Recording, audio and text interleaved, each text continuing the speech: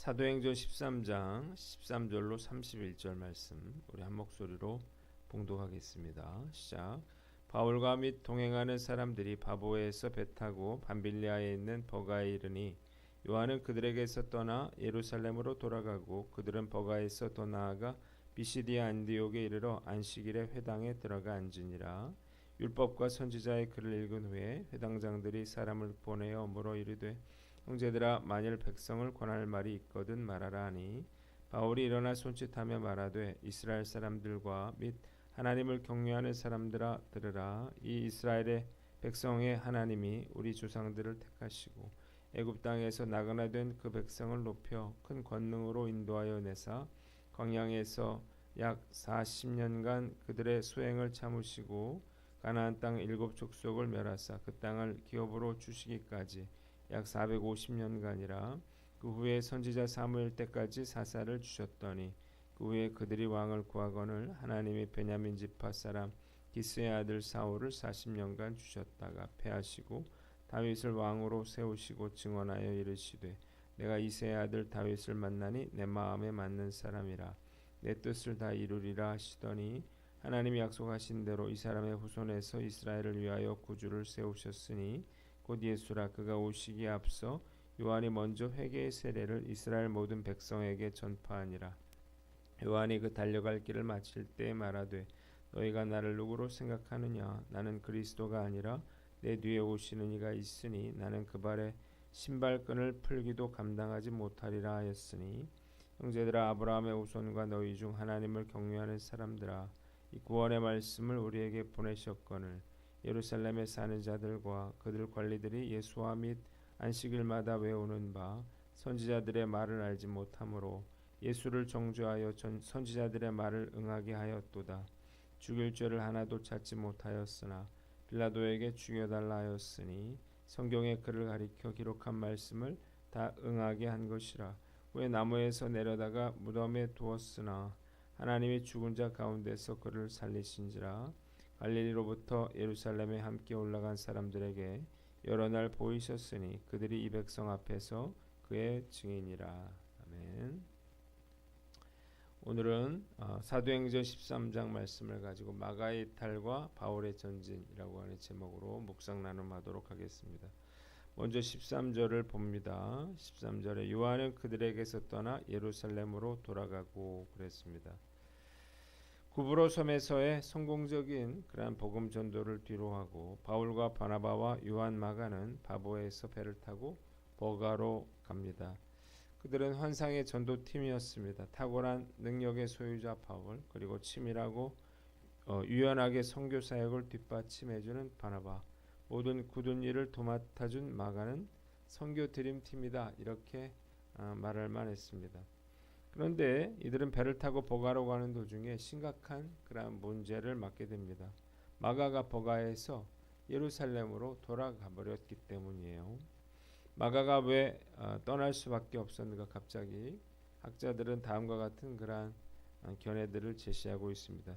첫째로 마가는 그 바나바의 조카죠. 선교 사역에 있어서의 지도적인 위치가 바나바에서 바울로 바뀐 것에 대해서 불만을 품었기 때문이다라고 하는 것.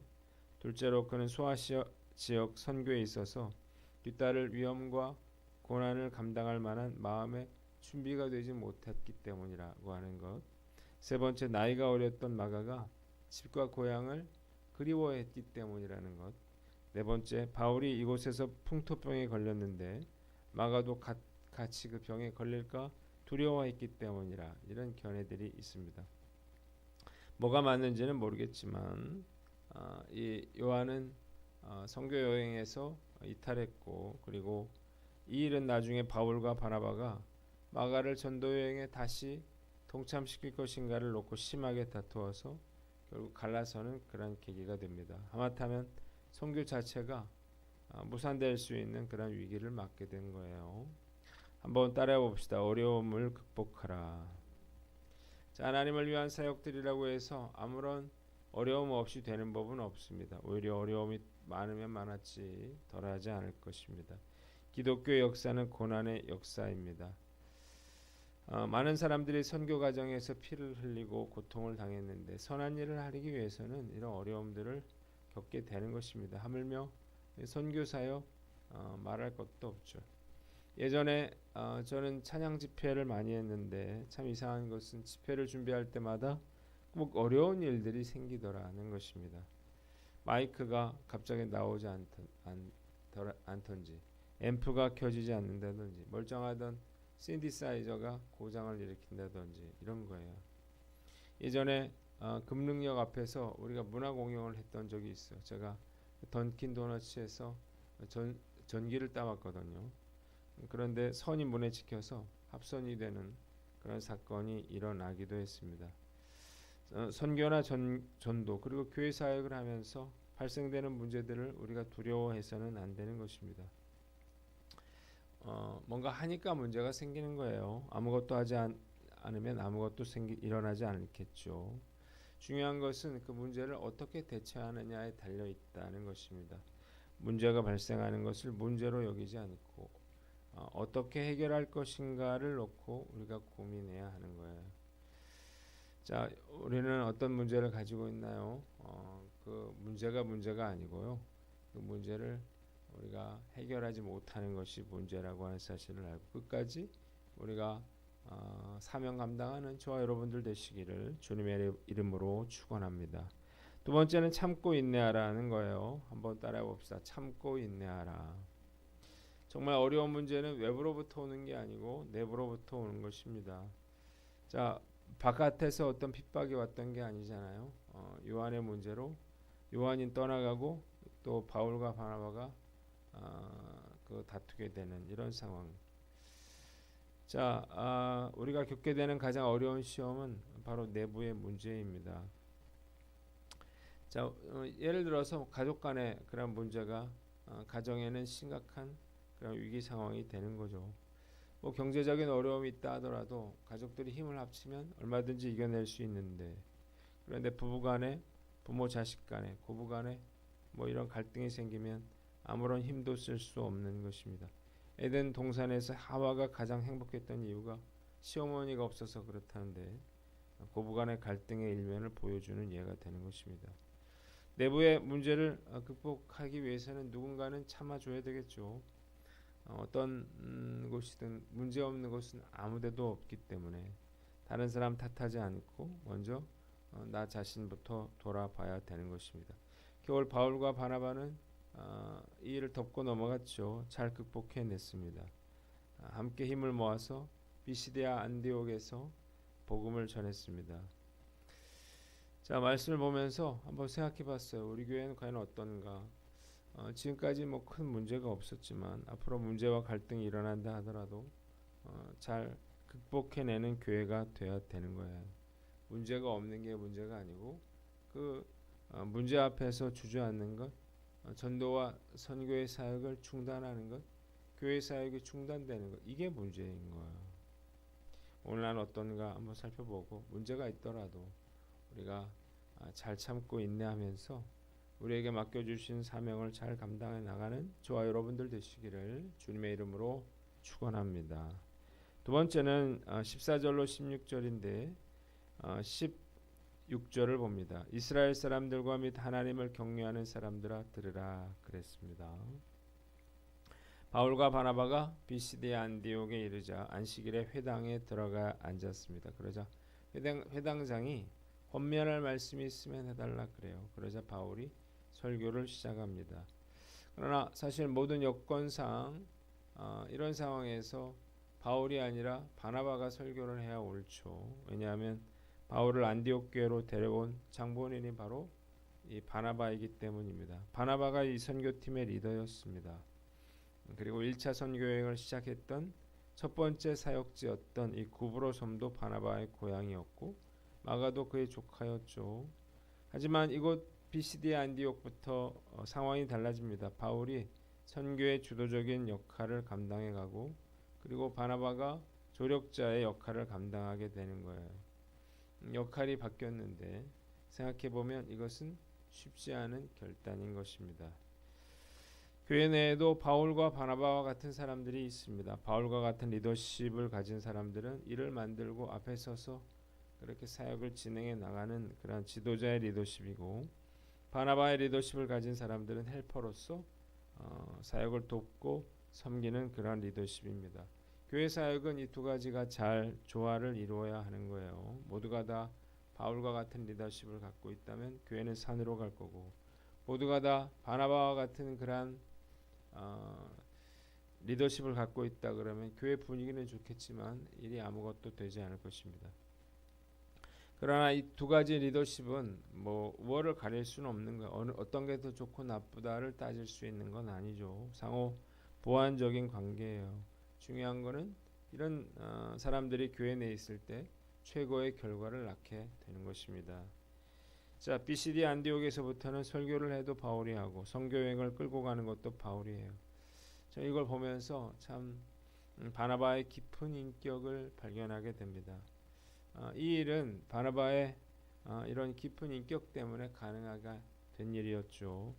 리더십을 내어주는 것 쉬운 일이 아니었지만 그는 자신보다 뛰어난 바울에게 이런 설교 사역을 맡기고 자신은 바울의 사역을 도왔습니다.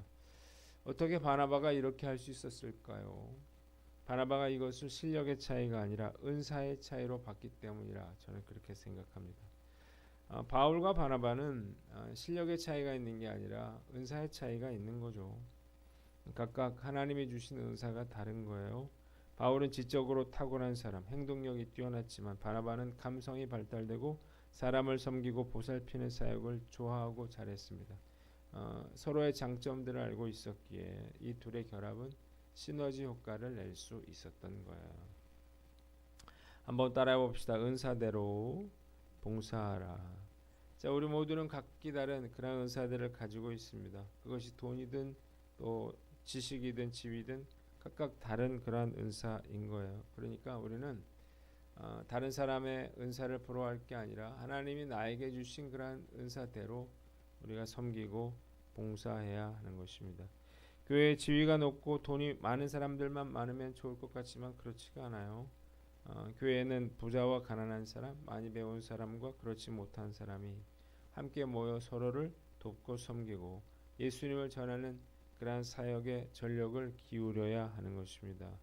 이를 위해서 서로 다른 은사를 가진 사람들이 필요한 거예요. 그래서 교회는 다양성이 요구되는 거예요. 다양함 속에서 일치를 이루는 그러한 곳이 바로 교회입니다. 그럴 때 교회가 서로 윈윈의 결과를 얻게 되는 거예요. 반면에 서로가 서로를 무시하거나 시기하고 질투한다 그러면 결국 아무 일도 되지 않고 모두에게 다 손해로 돌아오게 될 것입니다. 오늘 난 어떤가 살펴보고 하나님이 나에게 주신 그 은사를 잘 파악하고 은사대로 주님을 섬기는 저와 여러분들 되시기를 주님의 이름으로 축원합니다. 마지막으로 17절로 31절인데 17절을 봅니다. 이스라엘 백성의 하나님이 우리 조상들을 택하시고 그랬습니다. 바울은 회당 안에 있는 사람들이 대부분 유대인이라고 하는 사실을 깨닫고 유대인을 자극할 만한 그러한 메시지를 선포하기 시작했습니다. 유대인들은 자신들이 선택받은 백성이라고 하는 사실에 자부심을 가지고 있었습니다. 그래서 바울은 이스라엘에게 주신 언약이 어떻게 완성되었는가를 설명하고 유대인들이 예수 그리스도를 못 박은 것도 율법에 이미 기록된 예언의 성취라고 하는 사실을 강조하고 있는 것입니다.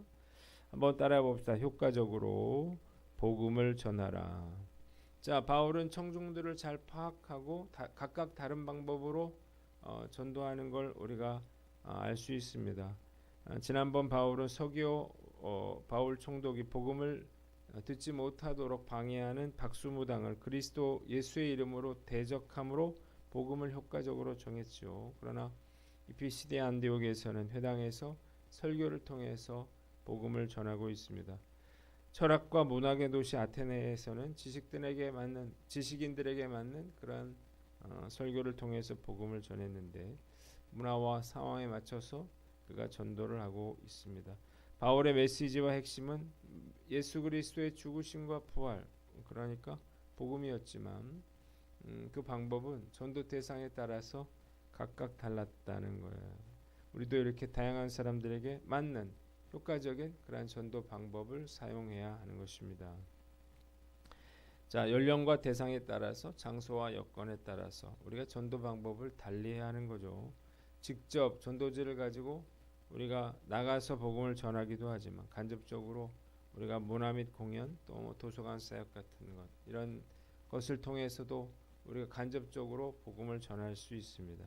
우리 교회는 매년 10월 달에 하늘선 독서 축제를 하는데요. 아무런 부담 없이 동네 아이들과 그 부모들이 와서 먹고 마시고 즐깁니다. 예전에 뜨개 모임을 해가지고 여러분들이 교회에 등록하기도 했는데 이런 일들을 우리가 같이 해 나가야 되는 것입니다. 그런데 신천지가 하도 기승을 부려가지고 참 이게 쉽지 않은 상황이에요. 그러나 그렇더라도 여전히 우리는 전도 방법을 다양한 전도 방법을 연구하여 그 대상에 맞춰서 그렇게 전도를 해야 할 것입니다. 주님께서 우리에게 지혜를 주셔서 우리 교회가 다양한 방법으로 복음을 증거하는 그래서 많은 영혼들을 구원하는 그러한 교회가 되기를 주님의 이름으로 축원합니다. 기도하겠습니다. 하나님 아버지 어려움에도 우리가 굴하지 아니하고 시험을 이기고 하나님 최선을 다해서 교회를 섬겨 또 복음을 증거하게 하여 주시옵소서.